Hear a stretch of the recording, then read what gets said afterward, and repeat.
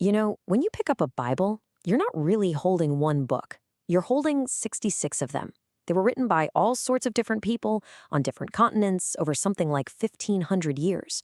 So, how could it possibly tell one single coherent story? A lot of times it just feels like a random library.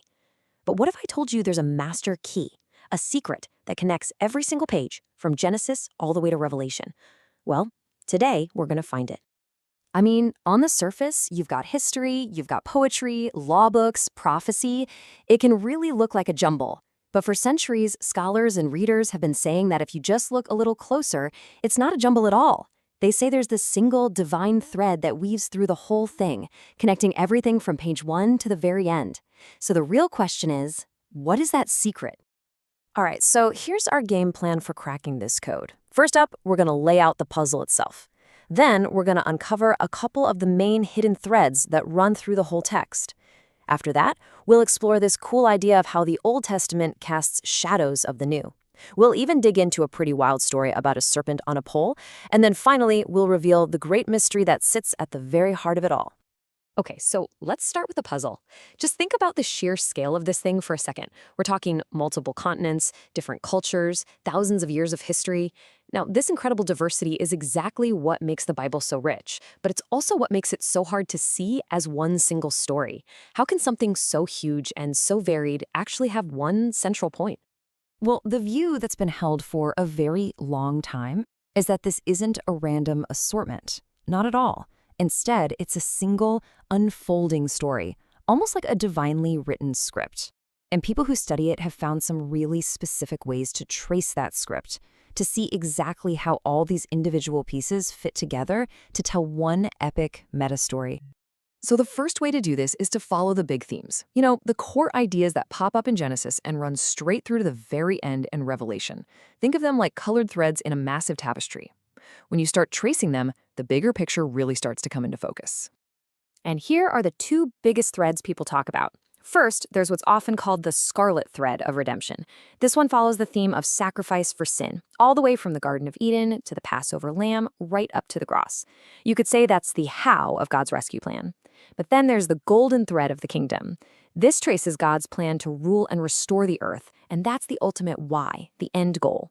You really need both of them to see the whole story. Okay, but it gets even cooler than that. Because beyond just these big themes, there's another, more subtle key to the Bible's unity. It's this idea that the Old Testament is just filled with shadows of a reality that was still to come. Now, the fancy term for this is biblical typology, but the idea is pretty simple. A person or an event or even an object in the Old Testament, that's called the type, is basically designed to be a prophetic preview, a shadow of a much bigger reality that gets revealed in the New Testament, and that's the antitype. It's kind of like seeing the shadow of a person around a corner a moment before you see the person themselves. And here are a few perfect examples. Adam is presented as a type of Christ, who the New Testament literally calls the last Adam. The Passover lamb, whose blood saved Israel from death, is a shadow of Christ's sacrifice on the cross. And what about Jonah spending 3 days inside a giant fish? Well, Jesus himself said that was a sign pointing to his own 3 days in the tomb. You see the pattern, right? The fulfillment, the real thing, is always a bigger, more powerful version of the original shadow. All right, to really see this in action, let's look at one of the weirdest and maybe most powerful examples in the entire Bible. It's a story from the book of Numbers about, of all things, a snake on a stick. So picture this. The people of Israel are out in the desert, they start complaining against God, and as a judgment, they get hit with a plague of venomous snakes. People are dying. But the cure God gives Moses is, well, it's strange. He says, make a bronze snake, put it on a pole, and lift it up. And the instruction was simple. If you get bitten, just look at the bronze snake and you'll live. It was an act of pure faith. And for centuries, that's all it was, just this curious story about healing, until Jesus came along and revealed what it was really all about. And here it is, the aha moment. Right here in the Gospel of John, Jesus himself makes the connection crystal clear. He says, just as Moses lifted up the snake in the wilderness, so the Son of Man must be lifted up. That snake on the pole that brought physical life was a shadow, a preview of him being lifted up on the cross to bring eternal life to everyone. It's like this bizarre Old Testament story suddenly just clicks into place. It was a prophecy in action. So this brings us to our final piece of the puzzle, and it's a word the Bible uses all the time: mystery. Now, when we hear that word, we think of a detective story, a secret that needs to be solved. But the biblical meaning is actually a little different, and it's the key to everything we've been talking about. So here's the crucial difference. In the ancient world, a mystery religion was all about top secret knowledge for a small group of special insiders. But the biblical mystery is the exact opposite. It's not a secret that's kept from you, it's a truth that's revealed to you.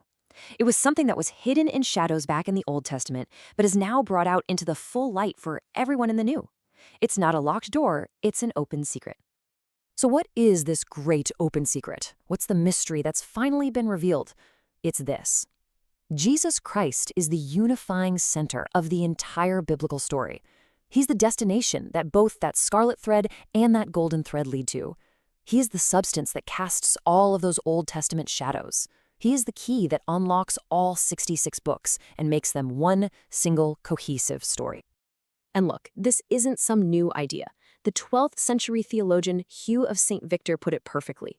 All divine scripture speaks of Christ and finds its fulfillment in Christ.